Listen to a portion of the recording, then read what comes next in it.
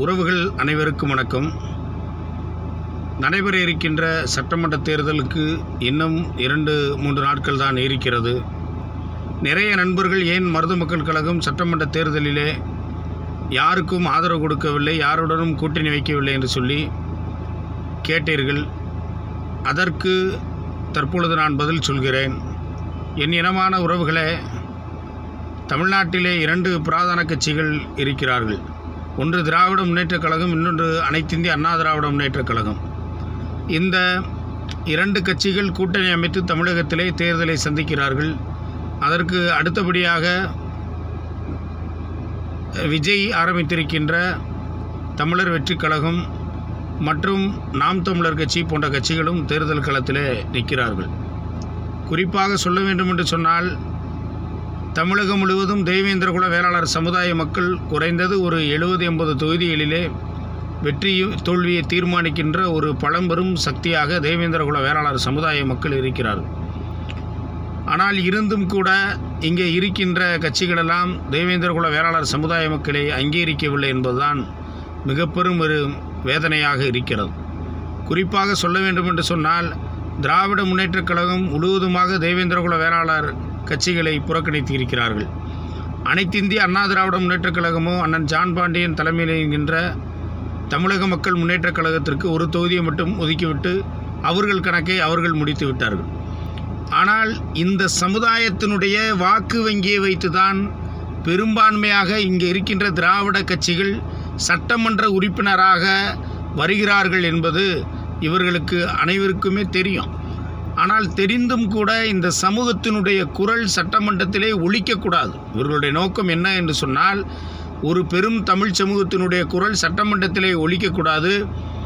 இவர்களுக்கு தனித்துவமாக சீட்டு ஒதுக்கி, இவர்களுடைய கட்சிகளுக்கு சீட்டு ஒதுக்கிவிட்டோம் என்று சொன்னோம்னால் இவர்களுடைய குரல் சட்டமன்றத்திலே வலுவாக இருக்கும். அது இருக்கக்கூடாது என்ற நோக்கத்தின் அடிப்படையிலே தான் இந்த சமூகத்தை திட்டமிட்டே ஒடுக்க வேண்டும், திட்டமிட்டே அடக்க வேண்டும் என்பது ஒரு 50 ஆண்டுகளுக்கு மேலாக திராவிட கட்சிகளுடைய சதியாக தமிழகத்திலே இருந்து வருகிறது.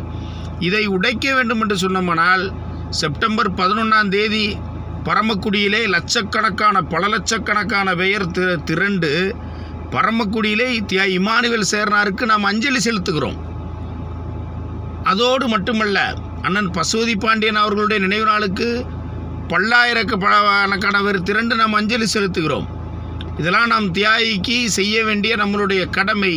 ஆனால் பல லட்சம் பேர் திரண்டு அஞ்சலி செலுத்துகின்றவர்கள் ஒரு குடையின் கீழ் நம்மளால் வர முடியவில்லை. ஒரு மொத்த ஓட்டு வங்கியை நம்மளால் உருவாக்க முடியலை. ஆக இதெல்லாம் புரிந்து கொண்ட திராவிட கட்சிகள் தான் இங்கே இருக்கின்ற தேவேந்திரகுல வேளாளர் சமூக தலைமைகளை அவர்களால் அங்கீகரிக்க மாட்டார்கள் என்பதுதான் நிதர்சனமான உண்மையாக நாம் பார்க்க முடிகிறது. ஆக மருது மக்கள் கழகம் என்னும் இயக்கத்தை வைத்திருக்கின்றோம். நம்மால் முடிந்த அளவுக்கு சமுதாய பணிகளை செய்து கொண்டு வருகிறோம்.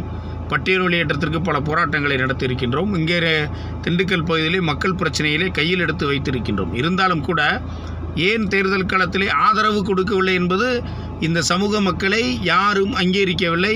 அவர்களுக்கு திராவிட கட்சிகளுக்கு நம் ஆதரவு இல்லை என்பதை நாம் முடிவு செய்தோம். தேர்தல் களத்தில் ஏன் நிற்கவில்லை என்று சொன்னோம்னால், இங்கே கட்டமைப்புகளை வலுப்படுத்த வேண்டும். 100-1 நின்று நாம் வரக்கூடாது. தேர்தலிலே நின்றால் ஒன்று வெற்றி பெற வேண்டும், இல்லாட்டி எவரேனும் தோல்விக்கு நம் காரணமாக இருக்க வேண்டும். அப்போதான் இந்த சமூக மக்களை அவர்கள் புரிந்து கொள்வார்கள் இவர்கள் வலிமை என்று. ஏன்னா அரசியல் என்பது மிக முக்கியமானது, தேர்தல் அரசியல் என்பது மிக முக்கியமானது. அந்த நிலையை நாம் உருவாக்கணும். அந்த நிலையை உருவாக்கியிருந்தோம் என்று சொன்னோம்னா, இன்றைக்கி எடப்பாடி பழனிசாமி புதிய தமிழகத்தை பார்த்து 33,000 ஓட்டு வச்சுருக்கீங்க, 30 தொகுதியில் என்று சொல்லி ஏளனமாக பேசுவாரா? ஆக இதெல்லாம் இந்த சமூக மக்கள் ஒரு பாடமாக எடுத்துக்கொண்டு இனி வரக்கூடிய காலங்களிலே ஒரு அரசியல் சக்தியாக நாம் திரள வேண்டும். அரசியல் சக்தியாக திரண்டால் மட்டும்தான் இந்த மாதிரியான பிரச்சனைகளுக்கெல்லாம் நாம் தீர்வு காண முடியும். குறிப்பாக சொல்ல வேண்டும் என்று சொன்னால், இன்றைக்கு மானாமதுரையிலே ஆகாஷ் என்னும் இளைஞரை விசாரணைக்கு அழைத்து செல்லப்பட்டு 28 இடங்களிலே அவனை அடித்து காயப்படுத்தி சித்திரவதை செய்து கொலை செய்தார்கள் காவல்துறையினர். ஆனால் நீதிமன்றம் இதை கொலை வழக்காக பதிவு செய்ய சொல்லி உத்தரவு போட்டிருக்கிறது. கொலை வழக்காக பதிவு செய்து விட்டார்கள். ஆனால் அடித்த குற்றவாளியை இன்று வரை சேர்க்கலை. அதற்காக அங்கு அழுகிய உடலை வைத்து தேவேந்திரகுல வேளாளர் சமுதாய மக்கள் போராடிக்கிட்டு இருக்காங்க. இங்கே இருக்கின்ற அரசியல்வாதிகளுக்கு நன்றாக தெரியாதா? அது திமுகவுக்கு தெரியாதா? அதிமுகவுக்கு தெரியாதா? விஜய்க்கு தெரியாதா? நாம் தமிழருக்கு தெரியாதா? அவர்களெல்லாம் களத்திலே தேர்தலுக்காக போய்விட்டார்கள். இந்த சமூக மக்களினுடைய குரல் அங்கே தினமும் அந்த பாதிக்கப்பட்ட மக்கள் தான் கத்திக்கிட்டு இருக்கான், பாதிக்கப்பட்ட மக்கள் தான் போராடிக்கிட்டு இருக்கான். அதே இது அஜித்குமார் படுகொலையை அவங்க சாதியாக பார்க்கல யாருமே. அஜித்குமார் படுகொலை தமிழனை பார்த்தார்கள், நாங்களும் பார்த்தோம். குறிப்பாக தேவேந்திரகுல சமுதாய அமைப்புகள் பலர் போராட்ட களத்தில் நின்றான். அவர்களுக்கு நீதியை பெற்றுத்தரணும்னு நினச்சான். எல்லாருமே போராடணும், எல்லா சமுதாயம் போராடியது, எல்லா கட்சிகளும் போராடியது. ஏனென்றால் அஜித்தை, ஒரு தமிழனை, ஒரு மனிதனை அடித்து கொலை செய்து விட்டார் நினைத்த சமுதாயம், நினைத்த கட்சிகள், ஆகாஷ் என்னும் இளைஞர் அடித்து படுகொலை செய்யப்பட்டு இருக்கிறான், அவனுக்காக போராடவில்லையே.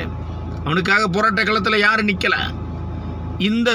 இந்த தமிழ்நாட்டிலே குறிப்பாக தேவேந்திரகுல வேளாளர் சமுதாய மக்களை ஒதுக்கி பார்க்கின்ற நிலை இன்றைக்கு ஏற்பட்டிருக்கிறோம். நாங்கள் என்ன பாவம் செய்தோம்?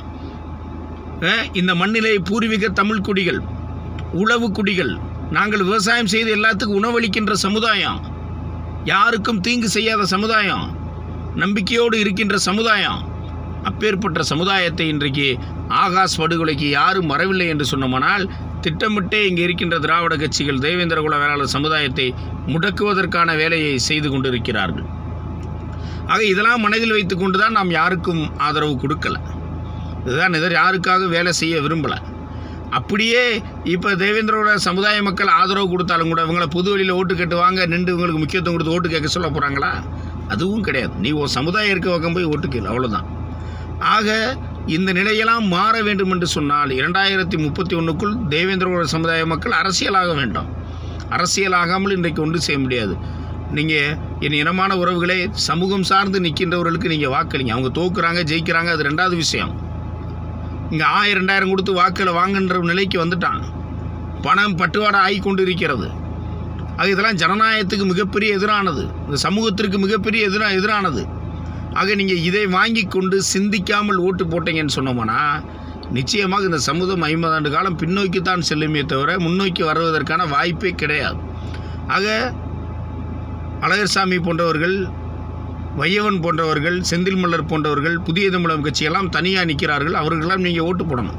குறிப்பாக ராஜபாளையம் தொகுதியிலே தமிழக மக்கள் முன்னேற்ற கழகம் தேர்தலுக்கு ஓட்டு போட்டு சட்டமன்ற உறுப்பினராகணும். இப்படி நீங்கள் சமூகமாக சிந்தித்தால் மட்டுமே தான் இந்த சமுதாயத்திலே ஒரு மாற்றம் உருவாகும். அதுவரை 1000 ரூபா 500 ரூபா கொடுக்குறேன்றதுக்காக நீங்கள் அவர்களுக்காக வாக்களித்தேன்னு சொன்னோம்னால் நிச்சயமாக இந்த சமூகம் அடிமையாகத்தான் போகும். அரசியலில் எழுச்சி பெற முடியாது. ரோட்டில் வெட்டி போட்டால் கேட்பதற்கு ஆள் இருக்காது, குரல் கொடுப்பதற்கு ஆள் இருக்காது. எதை இப்போ ஆகாஷ் படுகொலைக்கு திராவிட முன்னேற்ற கழகம் எதுவும் போராட்டத்தில் நின்றாங்களா? நீதியை பெற்றுக் கொடுப்பதற்கு முயற்சி பண்ணாங்களா? இல்லை அண்ணா திராவிட முன்னேற்ற கழகம் நின்னாங்களா? இல்லை விஜய் நின்னாரா? யாரும் வரப்போகிறது கிடையாது. இந்த சமூகம் அரசியல் என்னும் சக்தியை, அரசியல் என்னும் வலிமையை என்றைக்கு பெறுகிறோமோ அன்றைக்கு தான் நாம் அதிகப்படியான சட்டமன்ற உறுப்பினர்களை நாம் உருவாக்க முடியும். இவர்களுடைய குரல் சட்டமன்றத்திலே ஒலிக்கும் என்பதை இந்த நேரத்தில் நான் பதிவு செய்து கொள்கிறேன். தோழர்களே, நிச்சயமாக அனைத்து தொகுதிகளிலும் சமூகம் சார்ந்து நிற்கின்றவர்களுக்கு நீங்கள் வாக்களிக்க வேண்டும். அதுதான் இந்த சமூகத்தினுடைய ஒரு மிகப்பெரும் ஒரு வலிமையை கொடுக்கும், மிகப்பெரும் ஒரு விடுதலையை கொடுக்கும் என்பதை மருத மக்கள் கழகத்தின் சார்பாக கேட்டுக்கொள்கிறேன். தோழர்களே, வணக்கம்.